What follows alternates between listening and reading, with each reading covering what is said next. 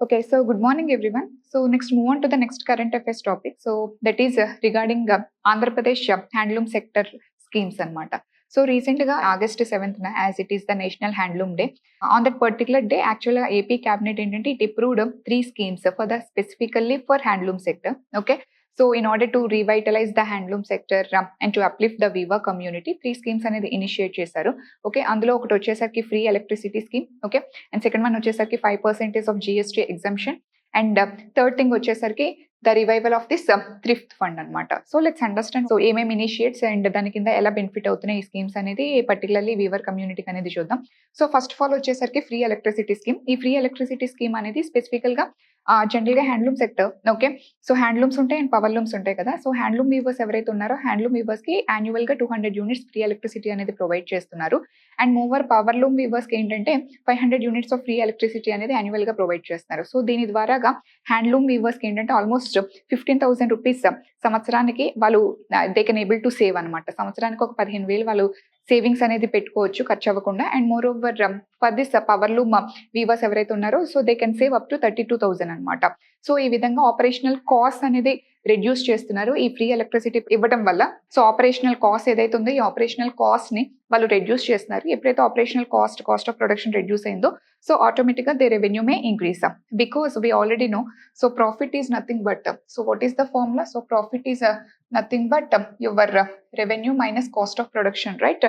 So if the cost of production reduces automatically the profit can increase అనమాట. So ఈ విధంగా వాళ్ళకి maximum profit వచ్చేలాగా చూడడం కోసం ఈ ఫ్రీ ఎలక్ట్రిసిటీ స్కీమ్ ని ఇవ్వడం జరిగింది. So that they can benefit out of it అనమాట, like they can reduce their operational cost. And second one వచ్చేసరికి the revival of the thrift fund. What is meant by this thrift fund? Actual గా ఇది it's not a new to Indian economy. So 1985-86 లోనే మనకి thrift fund అనేది ఉండేదన్నమాట. ఏంటి thrift fund అంటే? It's like same as provident fund అనమాట. So what is meant by this provident fund? So general గా మనం కాంట్రిబ్యూట్ చేస్తాం, ఎంప్లాయీ కాంట్రిబ్యూట్ చేస్తాడు అండ్ ఎంప్లాయర్ కాంట్రిబ్యూట్ చేస్తాడు కదా. ఇన్ ద సేమ్ సెన్స్ ఈ థ్రిఫ్ట్ ఫండ్ అనేది ఏంటంటే ఈ వీవింగ్ కమ్యూనిటీ ఎవరైతే ఉన్నారో ఈ వీవింగ్ కమ్యూనిటీ సో వాళ్ళ యాన్యువల్ సేవింగ్స్, ఓకే, సంవత్సరంలో వాళ్ళ యాన్యువల్ సేవింగ్స్ లో so 8% they hands to contribute annual wages లో. ఫర్ ఎగ్జాంపుల్ ఆ పర్టికులర్ పర్సన్ కి యాన్యువల్ ఇన్కమ్ వచ్చేసరికి యాన్యువల్ వేజెస్ వచ్చేసరికి ఫర్ ఎగ్జాంపుల్ 1 lakh అనుకోండి, అందులో 8% అంటే 8,000 he has to contribute to this thrift fund అనమాట. సో ఈ ఫండ్ లోకి ఆ పర్సన్ 8,000 కాంట్రిబ్యూట్ చేయాలి and remaining 8,000 the same amount అంటే ఆ పర్టికులర్ పర్సన్ ఎంతైతే కాంట్రిబ్యూట్ చేస్తున్నారో the same amount has to B contributed by the government. Okay, remaining 8,000 ఈ ఫండ్ లోకి గవర్నమెంట్ వేస్తుంది. యాక్చువల్ గా ఇంతకు ముందు ఉన్న స్కీమ్ లో ఏంటంటే ఇందులో equal share for the central government and the state government అనమాట. అంటే 4% for central government and 4% for state government. అంటే so 4,000 has to be contributed by the central government and remaining 4,000 has to be contributed by the state government. So in this way actual గా దీని ఎంతైతే contribute చేస్తున్నారో దానికి match అవ్వాలన్నమాట. But right now whether this entire amount will be contributed only by the state government or equal sharing అనేది information ఇంకా disclose చేయలేదు. We have to see further. But whatever it is ఎంతైతే అంటే నాకు 1,00,000 వస్తే నేను 8,000 contribute చేస్తున్నాను, ఒక నాకు 2,00,000 వస్తే 16,000 కాంట్రిబ్యూట్ చేయాలి. అంటే నేను 16,000 కాంట్రిబ్యూట్ చేస్తున్నానంటే దే హ్యాస్ టు కాంట్రిబ్యూట్ 16,000.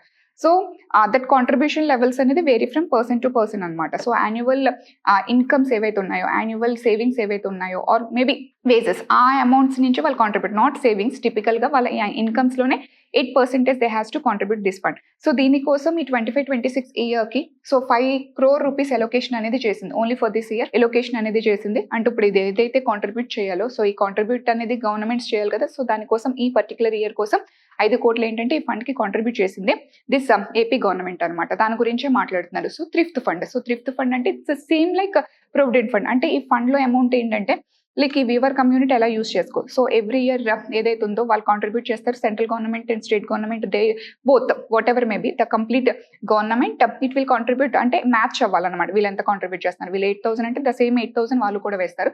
ఇప్పుడు ఎవ్రీ ఇయర్ 16,000 అక్కడ పూల్ అవుతుంది కదా. సో దిస్ పర్టికులర్ పర్సన్ ఎవరైతే ఫర్ ఎగ్జాంపుల్ నేను కాంట్రిబ్యూట్ చేస్తే నేను ఎప్పుడైనా ఈ అమౌంట్ ని యూటిలైజ్ చేసుకోవచ్చు. మేబీ మా పిల్లల కోసం ఎడ్యుకేషన్ కోసం నేను ఆ అమౌంట్ని యూస్ చేసుకోవచ్చు, నా హౌస్ కన్స్ట్రక్షన్ కోసం నేను అమౌంట్ని విత్డ్రా చేసుకోవచ్చు, లేకపోతే నా హౌస్ రినోవేషన్ కోసం నేను విత్డ్రా చేసుకోవచ్చు, లేకపోతే ఏదైనా ల్యాండ్ కొనాలంటే విత్డ్రా చేసుకోవచ్చు.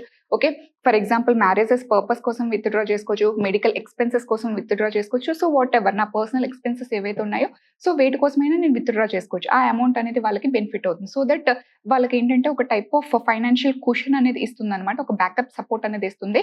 సో దిస్ థ్రిఫ్ట్ ఫండ్ అనమాట. సో దీనికోసం ఈ 25-26 ఇయర్కి ఓన్లీ 5 crore అలొకేషన్ అనేది గవర్నమెంట్ చేయడం జరిగింది అనమాట. ఒకటి ఫ్రీ ఎలక్ట్రిసిటీ, ఇంకొకటి వచ్చేసరికి thrift fund, and third one వచ్చేసరికి మీకు 5% GST exemption. So how this will benefit the weaver community?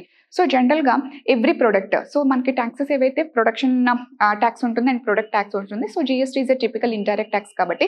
So for example handloom products what ever maybe, okay, so handloom product ఏదైతే ఉందో ఈ హ్యాండ్లూమ్ ప్రొడక్ట్ యొక్క cost 100 rupees ఉందనుకోండి.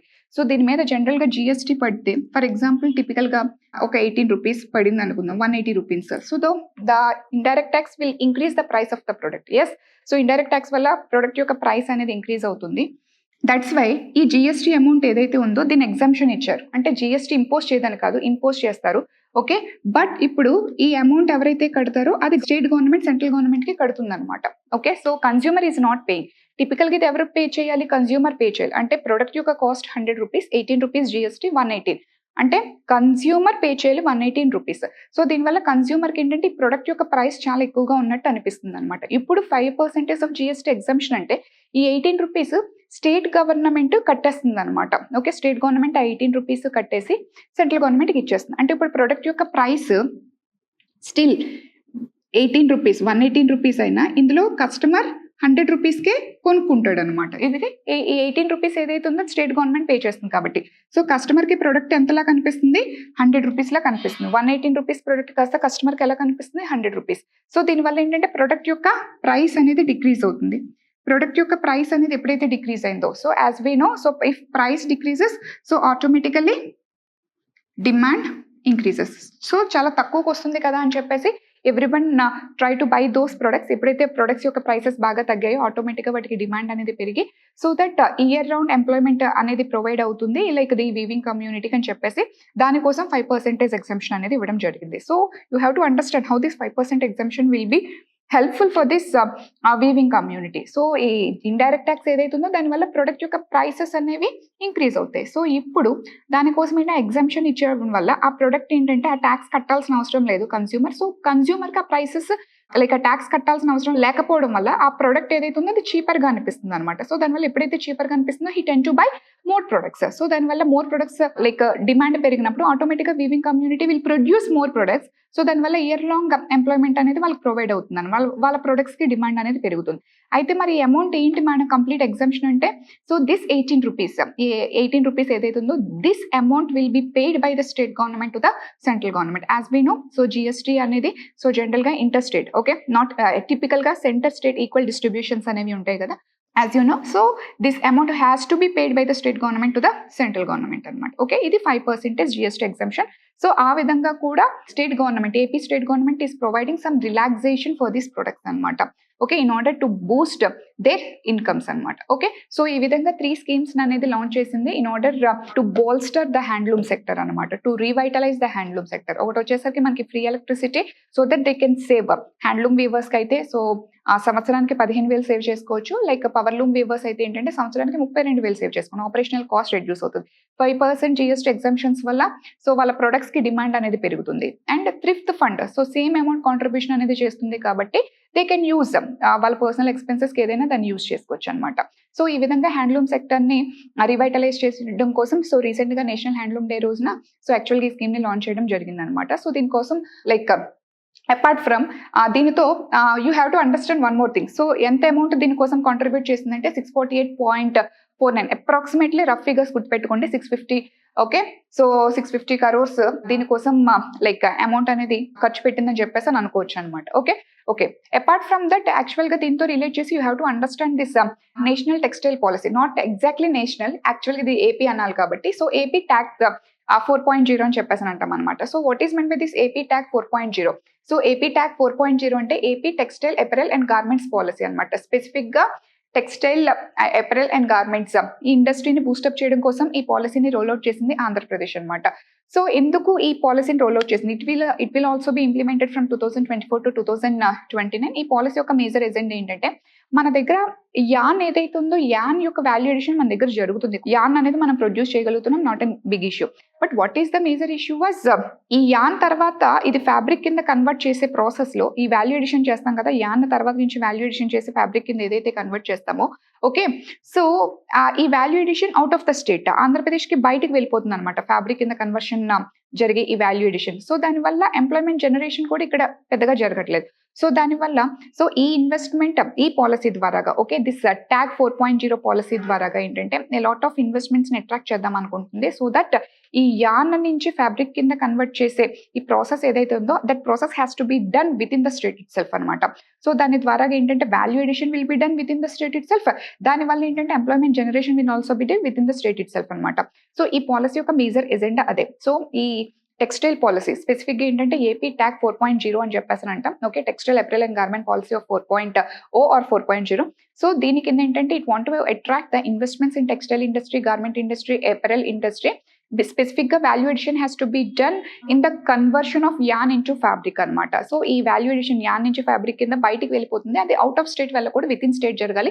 దాని ద్వారా lot of employment generation అనేది జరగాలి. సో ఈ స్కీమ్ యొక్క మేజర్ ఎజెండా ఇదే. ఇది దీని యొక్క అదర్ ప్రాస్పెక్ట్స్ ఏంటి, ఎవ్రీథింగ్ ఈ పాలసీని ఫర్దర్ గా అనాలిసిస్ చేద్దాం. ఓకే, బట్ దీనితో రిలేట్ అయ్యి ఉంది అనమాట ఇది. ఓకే, వీళ్ళు ఏమని చెప్తున్నారంటే handloom sector is very much interlink to this textile industry కాబట్టి, సో దీనికి సపోర్ట్ గా మేము టెక్స్టైల్ పాలసీని కూడా రోల్ అవుట్ చేస్తున్నాము. So that okay this policy will also Boost this handloom sector అని చెప్పేసి చెప్తున్నారు. Okay, and more over recent గా మనకి 10 నేషనల్ అవార్డ్స్ అనేది రావడం జరిగింది రిగార్డింగ్ 1 డిస్ట్రిక్ట్ 1 ప్రొడక్ట్ నామినేషన్స్ లో. Okay, 10 national awards. ఆ 10 నేషనల్ అవార్డ్స్ లో 7 నేషనల్ అవార్డ్స్ అనేవి మనకి హ్యాండ్లూమ్ సెక్టర్ నుంచి రావడం జరిగింది అనమాట. ఓకే, మీకు స్క్రీన్ మీద ఏదైతే కనిపిస్తున్నాయో, సో ఈ 7 ప్రొడక్ట్స్ కి జనరల్ గా మనకి నేషనల్ అవార్డ్స్ అనేవి వచ్చాయి. అండ్ అదర్ 2 ప్రొడక్ట్స్ వచ్చేసరికి regarding agriculture sector. So agriculture sector లో లైక్ గుంటూరు మిర్చి అండ్ శ్రీకాకుళం క్యాష్యూ క్రౌడింది. అండ్ 1 ఆ నేషనల్ అవార్డ్ వచ్చేసరికి ఇంటర్ స్టేట్ ప్రొడక్ట్ కి రావడం జరిగింది అనమాట యాక్చువల్ గా. సో మనకి వచ్చిన నేషనల్ అవార్డ్స్ లో okay 7 national awards are from handloom sector. So you can able to understand how important this sector is. Okay, so almost this sector almost 2.5 lakh weaving communities ని ఇది employment opportunity అనేది provide చేస్తుంది.